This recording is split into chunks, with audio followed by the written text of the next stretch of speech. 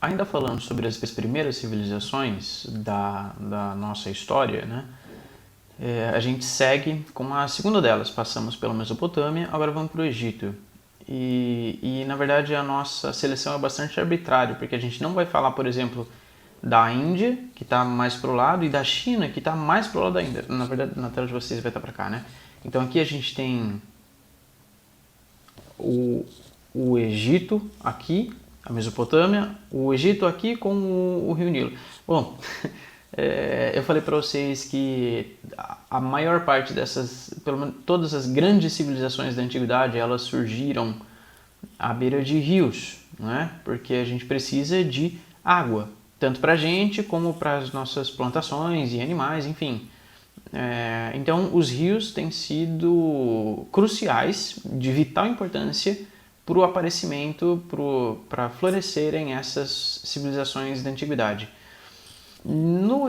Na Mesopotâmia, que é a primeira dessas que a gente até já conversou, são dois, no caso, né? O Tigre e o Eufrates, no chamado Crescente Fértil, ali no Oriente Médio, na Península Arábica. Então, aqui está a Mesopotâmia. Aqui, mais para o lado, está o Egito, que floresceu às margens do rio Nilo. E mais para cá, nós temos na Índia o vale do rio Indo e do rio Ganges. E mais lá para o outro lado, no extremo oriente, tem o Rio Amarelo, Yangtze, alguns outros grandes rios na China, que vão originar essas civilizações mais antigas. Na Europa também tem o rio Reno, o rio Danúbio. Então, todas essas grandes civilizações, e na realidade na Europa não se construíram grandes civilizações imediatamente, mas vários povoados, enfim, todos eles foram à margem desses rios, que eu me lembro de ter comentado, de ter pontuado isso nas aulas anteriores. Mas então, Egito. Cronologicamente, a gente data o aparecimento do Egito como civilização, como grande civilização, depois da Mesopotâmia. As grandes cidades do Egito foram erigidas depois das primeiras da Mesopotâmia, entre os sumérios, babilônicos, assírios, enfim. E os egípcios, tal qual na região da Mesopotâmia, a gente marca o surgimento daquela civilização de maneira muito lenta, gradual, demorada, desigual. Foi uma transformação que se deu, um processo que se deu ao longo de muitos anos. E é para vocês terem isso em mente para todas as coisas e todos os assuntos que a gente for estudar. Nada acontece assim do nada, instantaneamente, tá? É uma construção lenta, demorada, gradual. Então, como que ela se deu?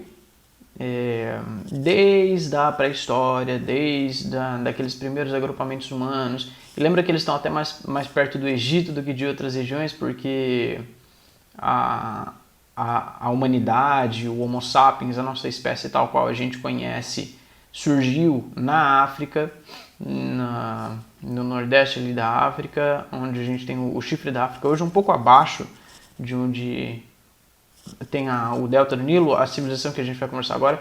Mas então, a humanidade partiu dali, se espalhou pelo resto do mundo todo, né? E os que por ali ficaram buscaram o seu sustento, buscaram o seu modo de sobrevivência às margens do rio Nilo, porque era um local propício para a sobrevivência, né? Tinha água, dava para se alimentar dos peixes, de aves que eram abundantes na região também.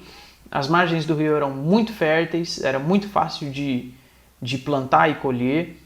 E aí, esse negócio de plantar e colher a gente considera desde os 10.000 a.C., mais ou menos com o início da agricultura, que a gente conversou no bimestre passado, da pré-história, com o início do período neolítico, né? O início da agricultura, da criação de animais, de gado, da pecuária, portanto, da sedentarização, do início de uma cultura material mais sistemática. Pois então, muito bem. Esses povos primitivos que foram se assentando às margens do Nilo, ali eles se desenvolveram, né? De maneira tal que todos esses que estavam às margens do Nilo, eles tinham dificuldades parecidas, eles tinham um modo de vida muito parecido, tinham um procedimento parecido um com o outro, E por fim, esses pequenos povoados, pequenos vilarejos foram se anexando uns aos outros e constituindo uma região mais ou menos concisa. Então isso desde de fins do período neolítico, nós temos duas regiões destacadas, onde hoje é o Egito, ou foi esse Egito Antigo que a gente se propõe a discutir aqui agora. Tinha o Baixo Egito no norte e o Alto Egito no sul. E por que pode causar alguma confusão, né? Por que o baixo está em cima e o alto está embaixo? Esse em cima e embaixo que a gente está falando é só norte e sul. Porque geograficamente o Alto Egito está num ponto mais alto e o Baixo Egito está num ponto mais baixo. O rio Nilo ele flui do sul para o norte, ele vai desaguar, ele vai desembocar no mar Mediterrâneo. E ali onde ele deságua no Mediterrâneo, ele se abre em vários rios, né? Então ele vem, um rio só, um curso d'água, e ele abre em várias vertentes para desembocar no mar Mediterrâneo. E ali, naquela região do delta do Nilo, que é o nome que ganhou essa parte, né? Porque tem o formato semelhante a um triângulo, havia ele era mais ou menos isolado em relação aos outros povoados no Alto Egito, porque tinha dificuldades peculiares, particulares daquela região. Os povoados eram frequentemente atacados por animais selvagens, né? Havia uma dificuldade muito grande para lidar com a vida selvagem dali. A galera tinha que sair para fazer as atividades diárias, né? Corriqueiras, de coletar água, fazer as plantações, enfim, armados para se proteger dos crocodilos, dos hipopótamos. Então era um ambiente bastante hostil para eles. Tanto é assim que, mais ou menos dessa maneira se estendeu esse início da história do Egito, até que, mais ou menos, as fontes variam muito. A gente tem uma dificuldade para datar direitinho quando essas coisas aconteceram, pelos escritos que nos sobraram, né, pelas fontes que a gente tem para consultar sobre essa história. Os dados variam muito de uma fonte para outra. Mas os egiptólogos, os pesquisadores da história do Egito, estabeleceram, mais ou menos em consenso, que mais ou menos em 3200 a.C., teve um governante, um rei do Alto Egito, que unificou esses dois territórios, o Alto e o Baixo Egito, o faraó Menés. E aí então houve a unificação do Egito e ele passou a reinar como um soberano por esse império todo conciso, né? Ao longo do Nilo todo. Era mais ou menos essa a extensão do Egito na época. Depois se expandiu, depois foi perdendo territórios, se retraiu, expandiu, enfim.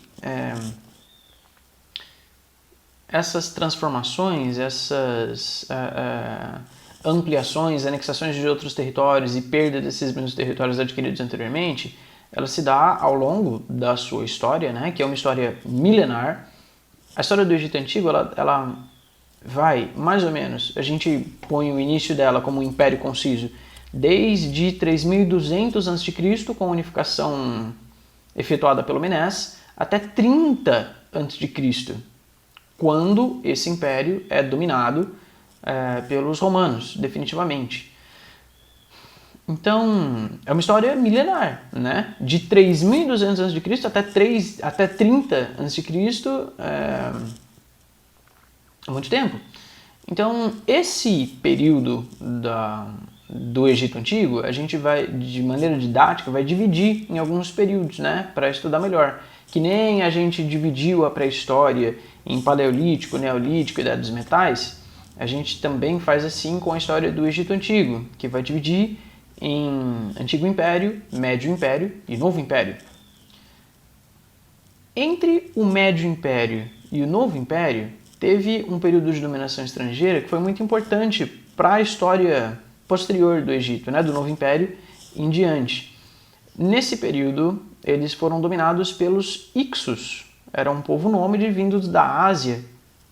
Eles foram dominados mais ou menos em 1750 a.C. E lá, os Hicsos se mantiveram, eles impuseram essa dominação por mais de 100 anos, por meio de guerra, né, de conflitos armados. E por que esse período de dominação foi tão importante para a história dos egípcios? Porque antes dessa invasão dos Hicsos, eles não participavam de muitas guerras. Por quê? Se vocês observarem, e na verdade eu tenho que falar isso para vocês, né, se vocês não sabem dessas coisas, o Nilo, ali no Egito, no norte da África, ele está meio que isolado geograficamente do restante do mundo, mais próximo. Dependendo da tecnologia que você tem para se locomover e para sobreviver em determinados locais, o Egito era um local mais ou menos inacessível, ou de difícil acesso. Porque para os dois lados do Nilo tem deserto. Então ele está cercado de desertos pelos dois lados. Para o sul, são pântanos intransponíveis. Ali para vocês vai estar para cá, né? Para sudoeste tem uma floresta tropical também de muito difícil acesso. Ali para o sul, né, conforme a gente vai divisando o Império do Egito, tem uma série de 5 cataratas bastante ameaçadoras, né? Então é difícil acesso por todos esses lados, mas para Nordeste, ali, ele já está quase divisando com a Mesopotâmia. Ele está mais ou menos perto da Mesopotâmia, né? Então ali tem uma galera. Para cá. E para o norte, ele está limitado pelo Mediterrâneo. E pelo Mediterrâneo, a comunicação, o comércio, enfim, o contato era até mais fácil, porque a gente vai ver depois, e na realidade depois, né, nesse primeiro momento não, mas depois vão se desenvolver ali pelo Mediterrâneo, os povos do Mediterrâneo que a gente vai chamar e estudar na próxima unidade, os gregos, os fenícios, enfim, os chamados povos do mar. Eles tomaram o Mediterrâneo, né, e tinham uma área de comércio cativa ali. Então eles entraram em contato com os egípcios efetivamente, inclusive, e fizeram negócios com eles por muito tempo. Mas então, nesse primeiro período, os egípcios eles eram mais ou menos isolados geograficamente dos demais. Então eles não tinham muita preocupação com a militarização em larga escala ou como uma grande preocupação desse reino, desse império. Só precisava defender as suas terras, as suas cidades, das incursões de povos nômades do deserto, que vinham saquear a cidade de quando em quando para roubar a produção, enfim. E então, com essa invasão dos Hicsos, desses povos asiáticos, por aqui, eles passaram a se preocupar com isso, né? Isso se tornou uma questão relevante, importante para eles, porque ainda que eles não tivessem interesse expansionista, eles tinham que se defender dos outros povos que eventualmente iam querer dominar o Egito, né? Então eles passaram a ter essa preocupação com a militarização mais efetiva. E os Hicsos foram particularmente importantes porque eles dominaram o Egito e ali ficaram por mais ou menos 100 anos, mais do que isso. E eles introduziram várias técnicas militares, estratégias militares e armas mesmo, que os egípcios adotaram, né? Eles incorporaram. Isso foi importante para a sua posterior expansão também, porque dali eles aumentaram o seu domínio também, ao longo dessas fases, né? Mas comecemos pelo começo. O Rio Nilo. O Rio Nilo é a razão da existência do Egito. É por causa do Rio Nilo que aquela civilização surgiu ali e não em outro lugar. Porque o Nilo proporcionou, ele propiciou, ele deu as condições físicas, materiais para o desenvolvimento de um grupo humano naquela região e naquele período. E no Nilo a gente tem essa divisão geográfica, né, do delta do Nilo, que vai caracterizar o Baixo Egito, do restante dele, do corpo dele, né, em mais ou menos retilíneo, que vai ser o Alto Egito, e aí tem uma série de cachoeiras, de cataratas para baixo, que vai separá-lo do restante do continente. Então, a princípio era isso, Baixo Egito, Alto Egito, e em 3200 a.C. houve essa unificação pelo faraó Menés. Mas o que eles faziam lá? Eles plantavam e colhiam por causa das terras férteis que tinham no entorno do Nilo. E por que as terras no entorno do Nilo eram tão férteis, se ele está no meio de um deserto? Acontece que, por uma série de fatores geográficos também, que é possível que vocês vão estudar em geografia no tempo oportuno, numa determinada época do ano, acontecem as chamadas chuvas de monção, os monções na Ásia, e chove muito numa época do ano. E essa chuva acumulada entra no Egito, acho que para vocês vai estar por aqui, por baixo, e inunda esses rios, aumenta muito o volume de água dos rios. E ele transborda, ele alcança uma área além do seu leito normal. E junto com a água, ele leva sedimentos, matéria orgânica, que foi depositada ao longo de muitos anos, enfim. E essa matéria orgânica, ela toma a terra e quando o rio volta para o seu leito normal, essa terra está cheia de sedimentos, que é importante, é bom para a plantação. Então, tinha muito pouco trabalho para você cultivar essa terra de fato. Era só você jogar as sementes, às vezes eles não precisavam nem cavar, nem ter um trabalho muito árduo para a preparação do solo, para efetivar o plantio naquela região. Então, isso foi um fator que facilitou muito o desenvolvimento da civilização egípcia. Para além disso, também eles se aproveitavam para se alimentar dos peixes do rio, de aves que eram abundantes na região, já devo ter mencionado. E a cultura, a tradição daquele lugar, ela foi proporcionada, né, foi meio que determinada pelas condições físicas materiais sob as quais eles se encontravam subjugados, né, ou imersos naquela realidade. Então, tinha muitos animais perigosos, selvagens, e muitos dos quais eles foram meio que elevados à condição de deuses. Esses animais, ou a ideia, a figura desses animais, era adorada pelos egípcios como se fossem deuses. Então tem o falcão, tem o chacal, tem os gatos, né, que não eram exatamente selvagens, mas eles eram adorados como deuses. O hipopótamo, o crocodilo. Desde já a gente tem essa noção de que eles eram politeístas, certo? Adoravam vários deuses. Em grande medida, isso pode ter vindo daqueles grupos antes da unificação do Egito, porque cada cidade, cada povoado que depois se uniram num império maior e depois houve a unificação geral, enfim. Então, cada pequena cidade, ela tinha a sua divindade própria, né? E com essa unificação, elas foram somadas umas às outras e passaram todas a participar desse panteão.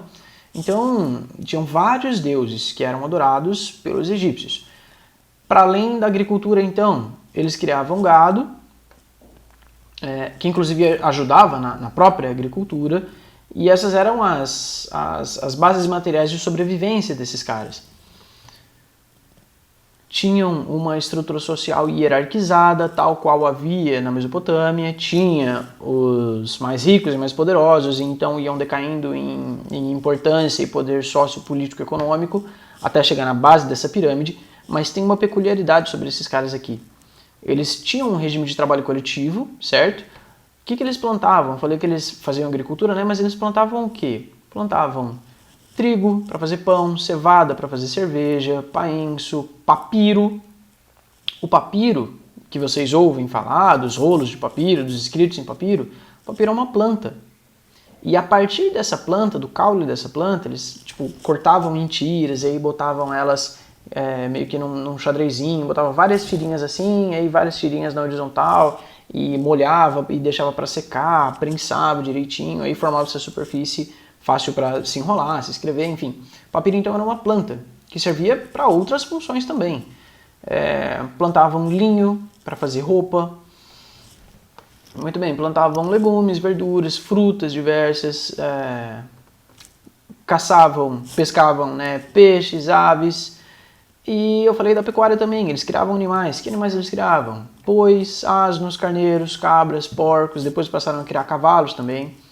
Então, essa estrutura social que eu estava falando, no topo da pirâmide está o faraó, que é o rei supremo. E ele não é só um rei temporal, ele não é só um líder desses meros mortais, ele é visto como uma própria encarnação de Deus, ou do Deus Supremo, que tem uma hierarquia dos deuses também. E essa questão da religião, eu vou mandar vocês pesquisarem, eu vou mandar uma atividadezinha para vocês fazerem sobre isso.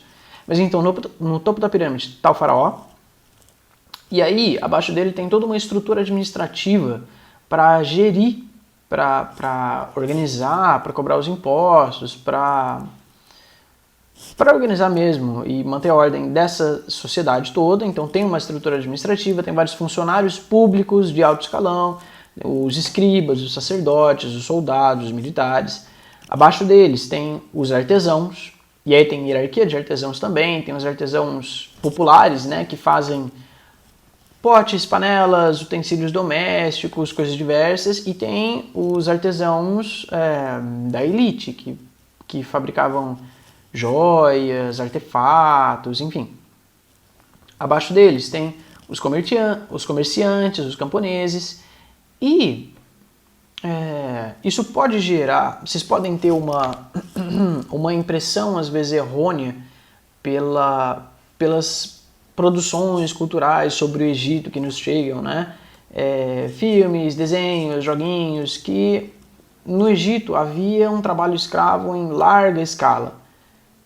E não necessariamente. Na realidade, havia escravidão no Egito, né? Eles tinham escravos, mas era uma pequena parcela da população. Não era a grande maioria da população que era escravizada. Até porque, eu falei para vocês, eles faziam poucas guerras, né? E esses escravos eram fruto de guerras. Tipo assim, eram prisioneiros de guerra. Quando o Egito fazia guerra contra um outro povo e ele perdia, então esse povo que perdeu era escravizado pelos egípcios. E como eles faziam poucas guerras, então tinham poucos escravos. Então a maior parte do trabalho era executada pelos camponeses, pelos trabalhadores livres, né? E esses escravos também tinham funções diferentes. A maioria haviam escravos domésticos e tinha os que trabalhavam nas pedreiras, que era o trabalho assim mais ingrato, mais perigoso, mais nocivo, mais duro, mais difícil, enfim. Então, a gente falou, era uma sociedade politeísta, acreditava em vários deuses, e era também teocrática, que nem eu mencionei na Mesopotâmia. Aqui, o rei era visto como um deus, por isso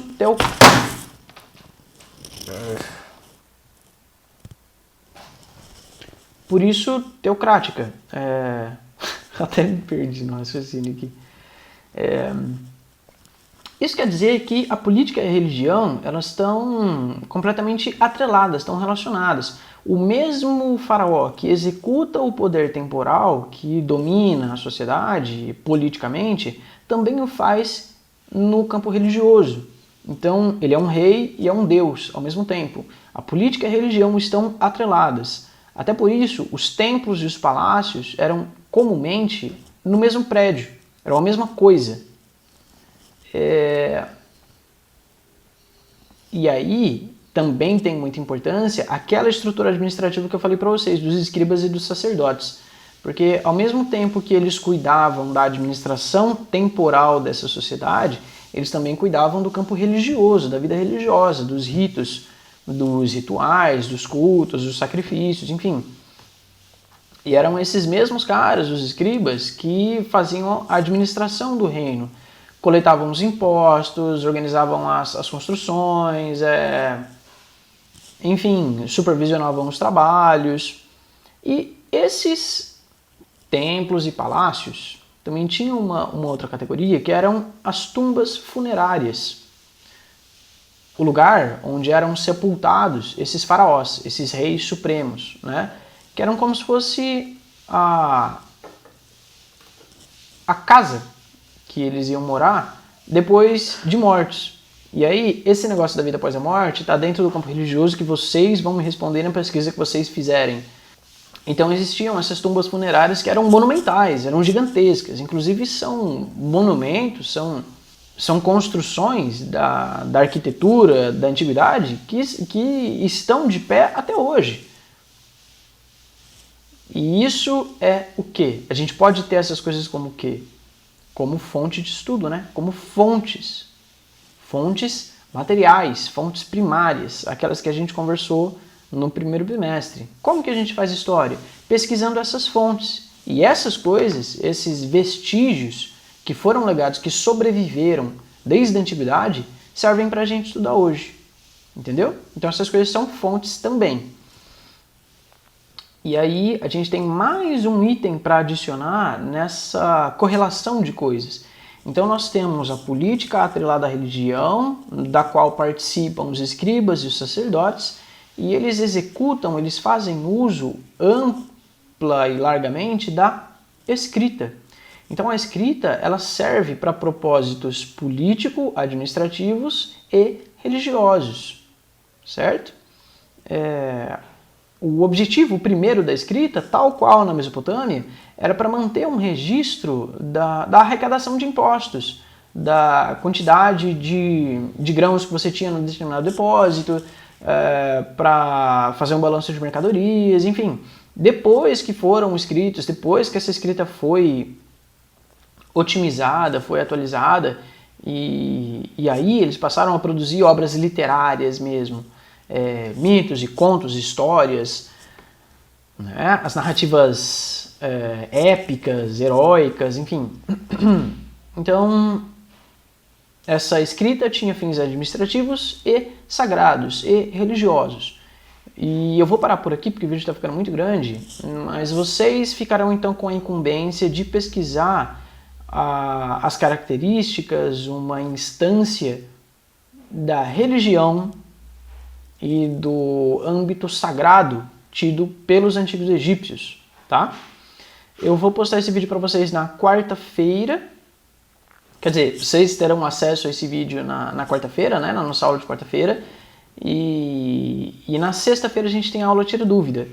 Então, as perguntas que vocês tiverem, mandem para mim, para a gente conversar na sexta e vocês poderem já fazer o trabalho. Eu vou fazer uma atividadezinha no plural para vocês me mandarem por lá mesmo. E é isso aí, tá? A partir do momento que vocês receberem esse vídeo, já podem ir pesquisando, já podem começar a ler. E eu não quero que vocês leiam em um lugar só, tá? É para vocês pesquisarem em mais de um lugar, pelo menos 2 ou 3. E não é para copiar de lugar nenhum. É para vocês lerem em vários lugares e aí escrever o que vocês entenderam com as suas palavras, tá? Ainda que não seja um texto muito grande, mas eu quero saber o que vocês estão pensando sobre isso. Qual que é o que vocês entenderam, qual que foi a sua percepção desse campo religioso dos egípcios, tá bom? Por hora é isso. Qualquer coisa, qualquer dúvida, pergunta, questionamento, observação, dica, reclamação, qualquer coisa, falem para mim, tá? Me mandem por mensagem e a gente vai conversando. Até mais.